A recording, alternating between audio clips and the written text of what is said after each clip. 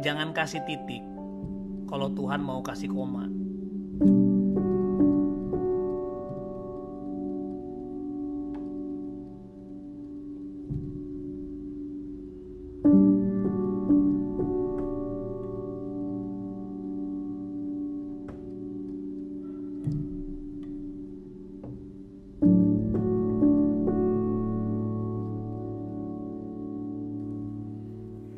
Shalom teman-teman, apa kabar semuanya? Ketemu lagi di program Titik Koma. Jangan kasih titik kalau Tuhan mau kasih koma.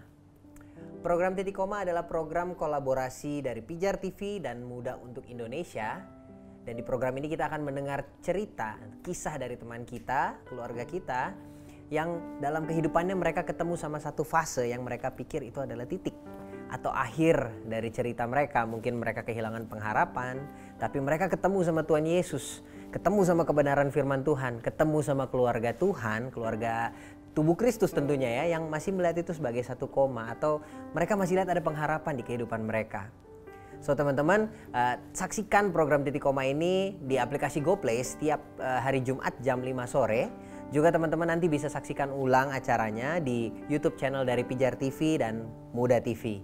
Dan hari ini bersama saya, asik, Atioso Trinugroho, saya biasa dipanggil Oyo, dan hari ini tentunya saya nggak sendirian. Saya sama adik saya, sahabat saya, Tasya Emanuela, biasa dipanggil Tasya, dan kita nggak berdua juga nih Kak Oyo. pastinya. Kita bertiga bersama dengan, langsung kita panggil saja. Wait. Siapa ini? Kim. Michael, Mike. Ya. Oke, Kim. Kim aja. Ya, boleh apa-apa. kenalin dulu makanya. Iya, Ntar betul, bingung betul, gua betul, namanya betul. Mike, Michael kok Kim gitu. Jadi boleh Mike dikenalin dulu nih nama, status, terus agak penting ya tapi Makanan favorit. Iya Makanan betul, favorit. minuman favorit. oke siap. Boleh perkenalan nama lu, panggilan lu, sama kesibukan lu apa sekarang? Pekerjaan kah atau pelayanan di mana? Oke. Nama gue Michael, biasa dipanggil Mike atau Ekim, dibalik doang. Mike sama. Soalnya kalau Terus? Michael yang dibalik susah ya. Aduh, gue pikirin lagi nggak usah. Jadi ya, terus gue sekarang sound engineer, audio engineer, jadi kayak sama musisi. Ngamen. Pelayanan bisa di mana, Kim? Pelayanan sama Bapak Oyo di Muda. Iya. Sama Ketawanya Tasya langsung gitu di lagi. Muda, iya. Itu. Wow, thank you Kim for coming. Yes. Tasya, Nah, hari ini kan pasti teman-teman juga bingung nih, kenapa judulnya Sekolah Part 2? agak bingung ya saya aja. Agak kayak bingung. series ya. Lebih kayak gini ya, Sya. Sekolah part 1 aja waktu itu gue cabut. Ini sekolah part 2. Mau lu apa, Sekolah Part 1, Sekolah Part 2. Sekolah part 1 kalau bisa setengah aja, malah jangan 1. Kayak tiba-tiba kok part 2. Yes, pasti kan teman-teman juga pasti nanya ya, kenapa sih ada cerita apa sih di balik Sekolah Part 2? Dengan judul itu ada journey apa di balik judul itu? Boleh ceritain mungkin Kak? Jadi sebenarnya gini, gue malah bukan anak yang tipikalnya yang suka sekolah. Karena gimana ya, menurut gue sekolah, gue cuma menikmati sekolah tuh saat-saat ketemu teman, saat-saat olahraga, saat-saat main musik gitu loh. Jadi kayak jam istirahat sama pelajaran itu olahraga. dia. Jadi gue basically nggak suka sekolah gitu loh. Itulah kenapa gue menamakan ini. Kali ini kan kemarin pas ditanya, jujur aja pas ditanya, aduh gue bingung. Tapi kan gue pengen cerita tentang kehidupan gue kan, tentang sekolah, basically tentang sekolah gue. Sekolah kehidupan jadi, kali ya. Jadi sekolah part 2 adalah sekolah kehidupan di luar sekolah gue gitu. Wow, nah Maksudnya. yang mau saya tanyakan nih Kim, itu kan cuma latar belakangnya aja nih. Iya, betul. Nah ceritanya apa? Kisah apa? Ada kisah apa yang menuntun lu sampai, wah ini bagian dari kehidupan gue bersekolah nih, sebagai sekolah iya. kehidupan gue. Nah ada cerita apa sih Kim? Jadi gini. Masa lalu lu semua yang paling hancur. Bercanda gue.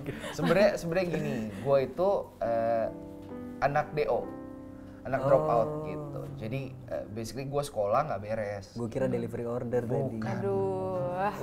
Ya, next. Ya, Jadi ya. gue tuh anak, basically gue DO karena gue cabut dari kampus gitu. Gue dari dulu punya mimpi pengen sekolah musik lah, basically kayak gitu. Cuman kan biasa orang tua yang nggak ngizinin gitu kan, sekolah musik mau jadi apa gitu segala macam. Pertanyaan sejuta orang tua buat anak-anak yang pengen jadi musisi gitu. Gue nggak tahu sih lu merasakan ya, sekolah musik ya. Jadi di situ tuh kayak mau jadi apa, terus kayak udahlah musik kan cuma hobi, udahlah musik mah bisa dipelajarin di les-lesan aja gitu, nggak perlu jadi yang pokok, ambillah sekolah yang lain. Gue ngotot, gue nggak mau, gue pengen sekolahnya musik gitu. Sampai akhirnya setelah lulus SMA tuh gue jeda dulu setahun. Gue bilang pokoknya gue nggak mau, gue mau kerja dulu sampai gue dapetin sekolah musik gitu. Terus akhirnya setelah setahun itu bokap gue bilang udah kuliah apa aja dulu dah, pokoknya masuk kuliah tahun depan, nggak mau tahu gitu. Kayak sekolah musik gue udah sempet cari-cari juga kan, waktu itu ngeliatnya UPH, IMI sempet gue cek juga, terus ya isi segala macam gue cek. Enggak, tapi waktu lu lihat Imi kenapa lihat gue mukanya senyum gitu sih? Oh iya, Ada kan apa? bapak di IMI ya. Oh iya. Gitu. Nah terus gue ngecek secara biaya nih, wah nggak masuk nih gitu. Terus akhirnya gue berubah pikiran lah ke ya udah gue ngalah deh sama orang tua gue. Akhirnya gue sekolah apa aja dulu. Waktu itu gue ambilnya komunikasi, ilmu komunikasi di UMN, jurnalistik gue ambil. Gue sekolah, gue bener-bener tuh awal-awal sekolah bener. Udahlah gue belajar, gue ini segala macem, bagus gue. IP gue bagus, tergolong bagus lah. Ini agak memuji diri sendiri ya. Nggak apa-apa kok. Untuk jurusan yang gue nggak terlalu nyaman gitu, gue kejar. Jadi gue sebisa mungkin gue nggak dapet nilai jelek gitu. Jadi IP gue masih di atas 3, di bawah 3,5. Oh. Lumayan kan, Iya, lumayan banget. Lumayan oke lah. Lumayan oke. Lebih sombong gue jadinya. Sip. Nah terus singkat cerita udah makin akhir-akhir nih, peluang gue untuk ngeband makin banyak gitu. Peluang gue untuk main musik makin banyak, reguleran lah, weddingan segala macam mulai banyak, dan akhirnya ya sekolahnya terbengkalai gitu lah ya. Terus ribut sama orang tua sampai waktu itu kan gue sempet pelayanan juga kan. Jadi gue pelayanan ngeband sekolah nomor 36 lah gitu. Waduh. Jadi Banyak Nomor banget. absen paling terakhir ya. iya, jadi kayak emang gue nggak suka aja sekolah gitu. Nggak tahu ya, mungkin karena ada background ekspektasi orang tua juga kalau sekolah kan. Maksudnya kayak lu sekolah mesti bener, nilai bagus gitu segala macem. Sampai akhirnya gue memutuskan, udahlah gue ngeband aja gitu. Sampai ribut-ribut sama bokap. Nyokap udah pasrah gitu. Akhirnya ya tinggal magang gue dilewatin, tinggal skripsi doang. Semua orang di dunia ini yang gue kenal bilang sayang banget tinggal skripsi doang. Akhirnya ya udah gue kejar skripsi pelan-pelan. 3 tahun gue ngejar skripsi, kerjain skripsi. Lu bayangin itu pelan-pelan. Iya itu Kepelanan. itu kepelanan. Iya. 3 tahun gue ngejar skripsi. Akhirnya gue sidang, intinya gue fail lah pas di sidang karena satu dan lain hal. Udah di situ malah makin malas sama sekolah gitu kan. Gue udah coba kerjain skripsi tapi ya gagal juga di sidang. Akhirnya gue memutuskan untuk udahlah gue nggak mau kerjain lagi skripsi gitu. Ribut gue sama orang tua, bokap. Malas waktu itu situasinya tuh lagi keruh banget. Jadi rumah gue lagi renov. Basically secara ekonomi keluarga gue lagi drop banget gitu karena bener-bener renov. Rumah gue tuh satu rumah yang direnov. Jadi atapnya semua diganti sama bajaringan gitu kan karena udah mau ambruk lah intinya kayak gitu. Jadi kayak drop banget. Bokap gue udah ribut-ribut mulu tiap hari. Nyokap gue udah ribut-ribut mulu. Adek gue juga sekolah IP-nya jatuh gitu kan. Gara-gara emang susah gitu. Intinya di situ gue ribut, terus gue anak pertama ya kan, tanggungan punya masa depan mau jadi apa gitu, beban keluarga lah aku ini gitu waktu itu. Ya udah di situ tuh gue masa-masa terhancur gue tuh di situ sampai gue sama bokap tuh udah nggak ngomong gitu. Tahapnya udah sampai situ. Makanya gue di satu titik itu gue berpikir kayak apa gue cabut aja dari rumah gitu, sempet kayak gitu. Tapi untungnya karena gue besar di lingkungan gereja, jadi gue nggak sampai punya keberanian untuk cabut dari rumah. Untuk gue nggak tahu ya, sebadung-badungnya gue tuh gue nggak pernah menyentuh yang terlalu ekstrim gitu, karena gue ngerasa kayak ada batasan tersendiri gitu dalam gue, kayak wah nggak boleh sampai sana nih, kalau sampai sana gue nggak bisa bangkit lagi gitu. Wow. Gitu sih. Wow. Ya sekolah. Kim soalnya ini emang kalau dari saya kenal waktu dengar cerita Kim, kan kita pernah sharing ngajak terbuka, Kim, lu paling kacau gimana sih gitu kan, cerita biasa lah ya, klasik dari muda kan biasa gitu ya, kita cerita Kim, lu kacau-kacaunya gimana sih, dia cerita sekacau-kacaunya dia itu yang terbaiknya gua kayaknya.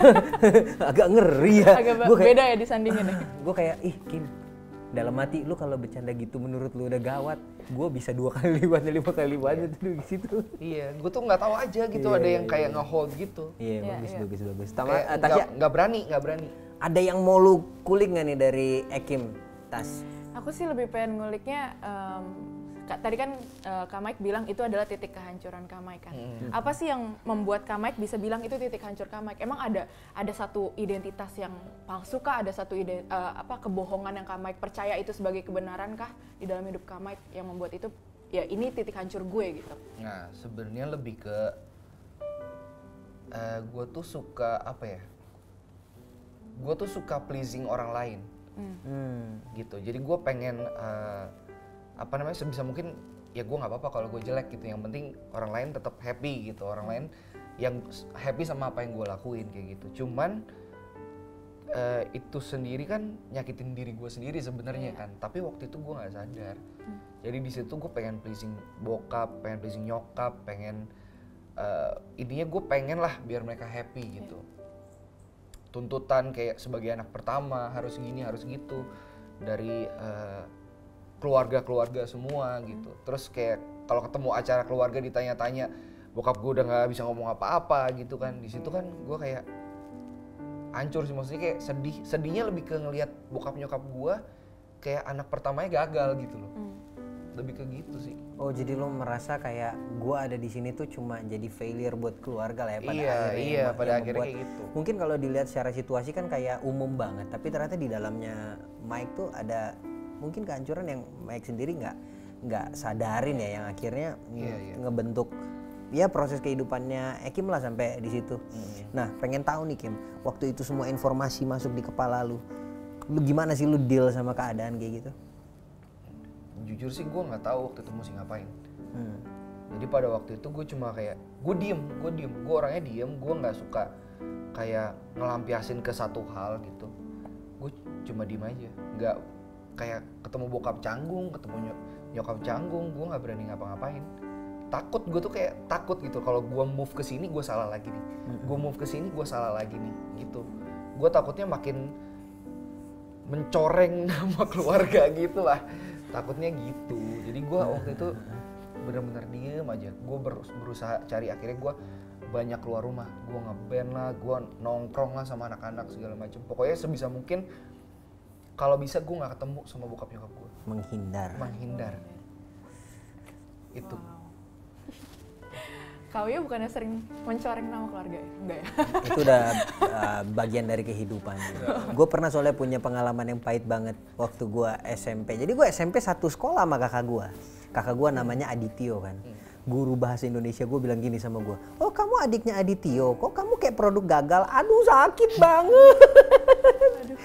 Ya tapi kadang yang kayak gitu, kayak tadi Ekim bilang itu kesannya kayak umum banget terjadi dan kayak ya udahlah lucu gitu ya. Tapi tanpa sadar ya Ekim yang sekarang sih beda. Tapi gue nggak ngebayangin Ekim dulu sempat ada di momen dia pengen cabut dari rumah lah, pengen nggak pulang. Secara Ekim sekarang kalau diajak nongkrong sampai pagi aja dia yang paling kayak cicak di mending. Di dinding. Aduh nggak lucu lagi gue kan. Tolong dong disautin. Cicak di mending. Iya. Gitu, tapi memang kadang kita perlu untuk aware sama kita punya kondisi hati. Pada akhirnya kalau nggak kayak tadi Ekim akhirnya berdampaknya ke sekitarnya, ke orang tuanya jadi canggung. Masa sama papa sendiri canggung kan agak ajaib. Tapi gitu. gue mendingan bokap gue marah sih daripada diem ya. Karena gue tahu di situ bokap gue kecewa. Kalau kecewa tuh lebih sakit yo. Sakit banget tahu orang tuh kecewa gitu. Dan dia kayak nggak mengkomunikasikan lagi ya. Jadi lu juga nggak tahu gue harus apa gitu kan. Betul. Bokap gue tuh nggak bisa kayak gitu. Nggak bisa mengkomunikasikan, mungkin kayak karena background keluarganya dia juga ya, tipenya bukan yang ngomong gitu loh, lebih ke action, lebih Jadi kalau dia udah marah sekali-sekali tuh kayak ya emang serem banget sih. Cuman lebih banyak diemnya. Nah kalau diem tuh gue justru lebih serem. Takut mendingan sekalian marah. Mendingan sekalian marah gitu. Gue ribut. Ya udah. Karena ketika misalnya papanya Kak Oyo, papanya Kak Mike. Emang itu papaku juga. Kita ternyata saudara. Saudara gitu kan Papanya dong. Kak Mike diem kan akhirnya yang muncul di kepala Kak Mike adalah asumsi-asumsi negatif. Betul. Kan. Dan tadi pasti teman-teman juga udah denger tuh cerita titiknya Kak Mike, titik hancurnya Kak Mike. Dan pasti ada satu kebenaran yang mengubah Kak Mike sampai hari ini. Bisa ada pelayanan sampai sekarang, kita lihat Kak Mike luar biasa banget. Dan apa sih Kak kebenaran apa yang Kak Mike terima yang mengubah kebohongan selama ini yang Kak Mike percaya? Selain lu ketemu gua gitu. Oh, Ya. iya. Oh itu Iya, nomor boleh. 1. Wih, boleh tes dulu Bu. Aku Iya. yang kedua boleh? Boleh. Kamu mau jadi yang kedua? Aduh. Aduh. Bukan. Melenceng. Beda acara, saudara. Enggak, bercanda. Jadi titik baliknya ya waktu itu gue sempat begitu rumah udah selesai renov, akhirnya ada satu titik gue harus ada satu momen gue haruslah ngobrol sama bokap gitu. Wow. Haruslah ngobrol sama bokap. Yang gue nggak pengen, bokap juga nggak pengen pasti. Tapi awkward aja kalau kita nggak ngobrol di satu ruangan tanpa ada siapa-siapa gitu. Bikinin teh Kim, pakai gula batu biar ngaduknya lama. Terus Gitu. Bentar Pak ya. Pak. Enggak, jadi waktu itu akhirnya perlu ngomong gitu.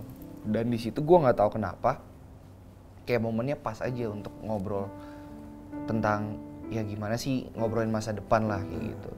Terus bokap gue nanya, emangnya kamu pengennya ngapain sih ke depannya gitu. Ya gue ngomong lah mimpi gue segala macem gitu. Terus bokap gue gini, gue ceritain dulu bokap gue tuh nggak pernah minta maaf. Dia tuh selalu ngeles.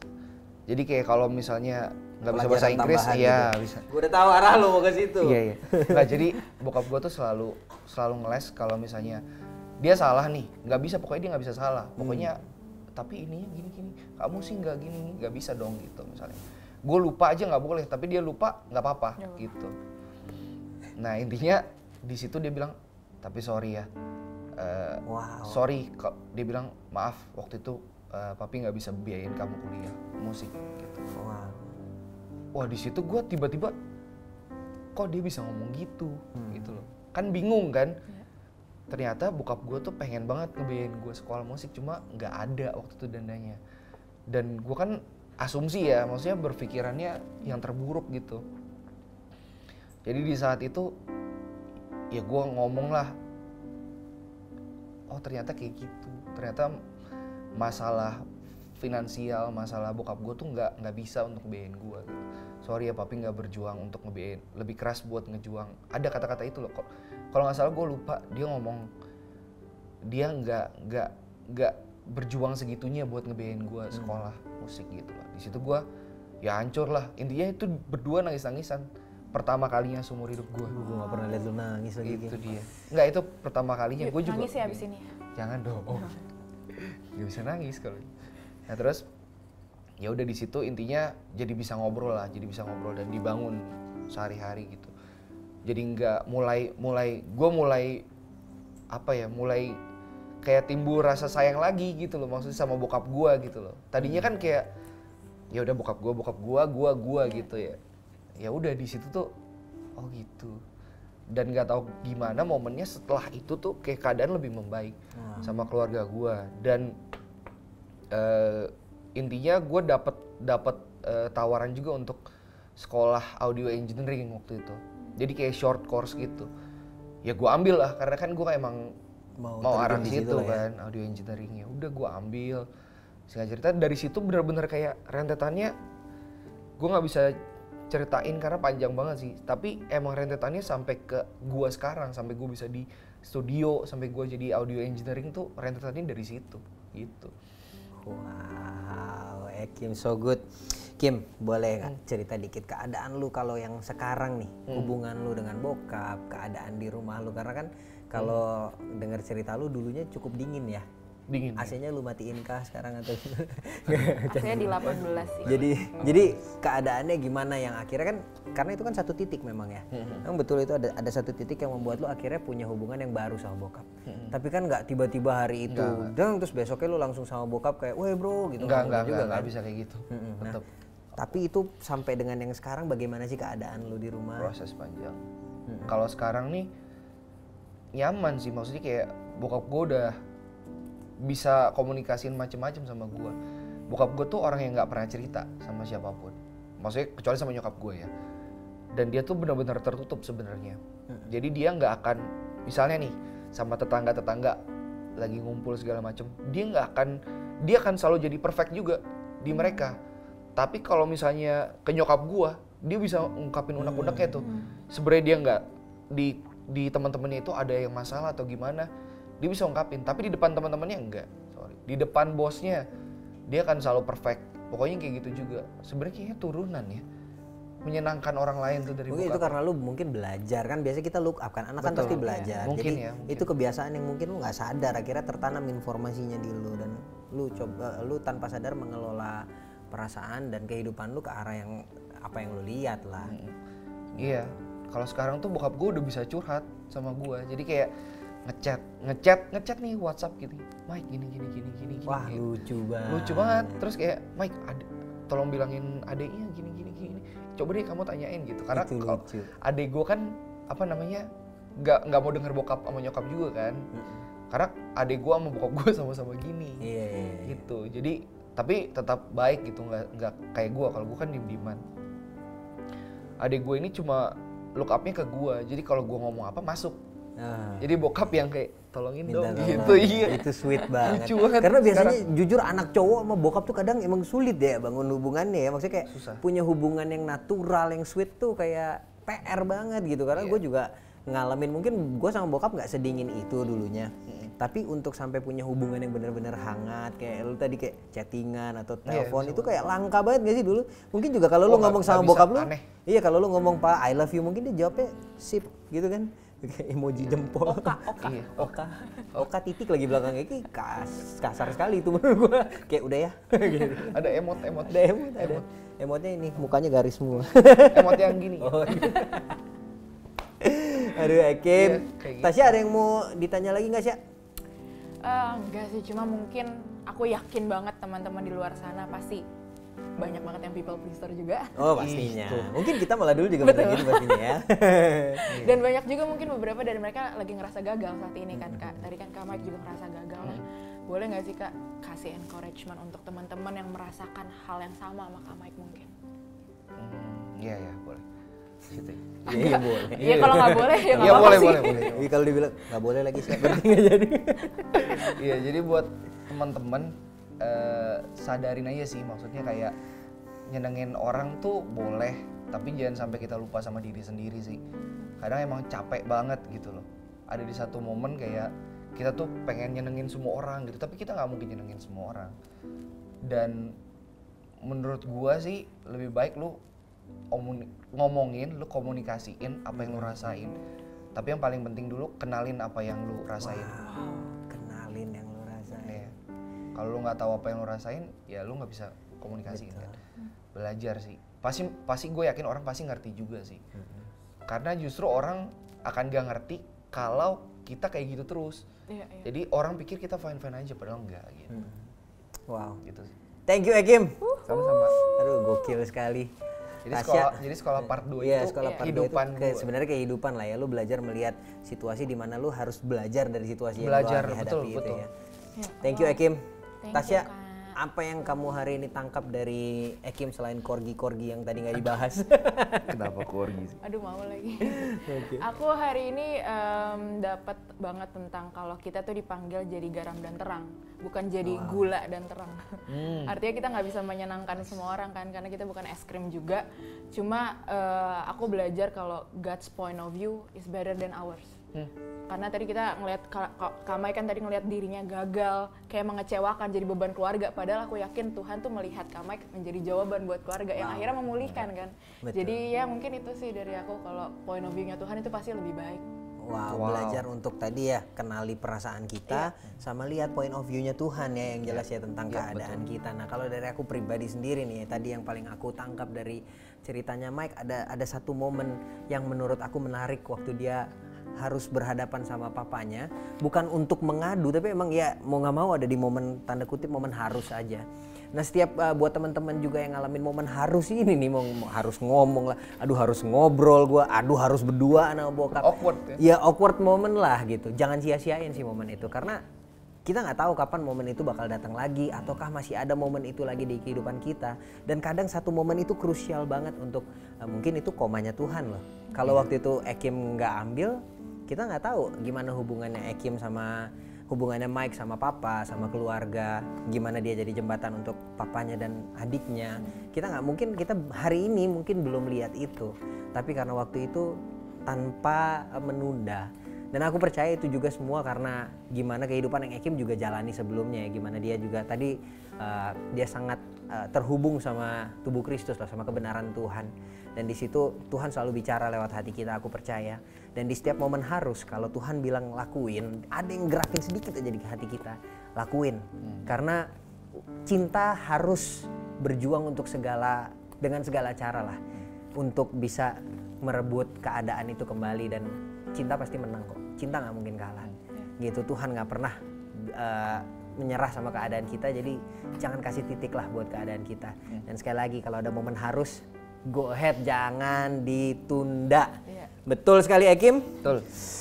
Thank you Tasya, thank you Mike. Thank you. Yang jelas pergumulan lu tadi kita semua mungkin pernah alami juga, atau mungkin bentuknya berbeda. Tasya mungkin pernah ngalami hal yang berbeda, aku pernah alami hal yang berbeda. Dan aku rasa setiap kita pernah ada di momen pengen pleasing orang, pengen apa yang kita buat orang seneng. Kita jadi memendam perasaan kita yang sebenarnya. Kita, kalau kata Mike, kita jadi gagal mengenali perasaan kita. Akhirnya sulit untuk kita mengungkapkannya. Dan memang tidak semua orang mahir untuk mengungkapkan perasaannya, atau bahkan malu mungkin untuk mengungkapkan perasaannya. Tapi aku mau bilang teman-teman gak bisa pendem itu semua, karena namanya perasaan yang dipendam itu kayak bom waktu. Waktu-waktunya habis dia akan meledak pasti. Nah jangan tunggu itu. Nah buat teman-teman yang memang sulit untuk terbuka atau nggak punya tempat untuk terbuka, Pijar TV hadir buat teman-teman. Teman-teman bisa hubungi call centernya Pijar TV untuk berbagi, untuk curhat, untuk sekedar cerita. Nanti teman-teman dari Pijar TV akan bantu untuk mengkomunikasikannya. Teman-teman bisa hubungi di nomor yang tertera di layar untuk call centernya Pijar TV. Dan juga teman-teman bisa ikut polling 24 jamnya Pijar TV. Karena aku percaya ada momen-momen yang mungkin waktunya agak ajaib nih. Tapi Pijar TV hadir 24 jam juga untuk teman-teman bisa ikut terlibat dalam polling 24 jamnya. Nah juga buat teman-teman yang mungkin belum punya komunitas untuk bertumbuh. Dan aku percaya keluarga Kristus itu sangat krusial. Komunitas itu sangat penting ya nggak sih Kim? Yeah. Kayak kita butuh, kalau kita nggak punya lingkungan itu mungkin momen-momen harus tadi lu juga nggak sadar ya. Dan buat teman-teman yang belum punya komunitas dan merasa butuh untuk bisa ada di dalam komunitas, Muda untuk Indonesia juga hadir buat teman-teman. Teman-teman bisa follow Instagramnya. Ini bukan promosi tapi ini undangan untuk kita bisa terhubung. Teman-teman boleh follow, boleh chat di DM-nya. Nanti teman saya yang itu tuh, adminnya, dia yang akan Silakan. dia yang akan bantu untuk mengkomunikasikan sama teman-teman. Teman-teman bisa curhat, bisa minta didoakan, bisa whatever you need. Kita akan coba untuk fasilitasi, tapi tenang, kami bukan Tuhan kok. Kami akan tetap bertanya sama Tuhan ya Tasya ya. Yes. Dan buat teman-teman di luar Jakarta, luar Pulau Jawa yang mau terhubung, kita juga punya Muda Indonesia Timur ya. Ada mana aja tuh, Tasya?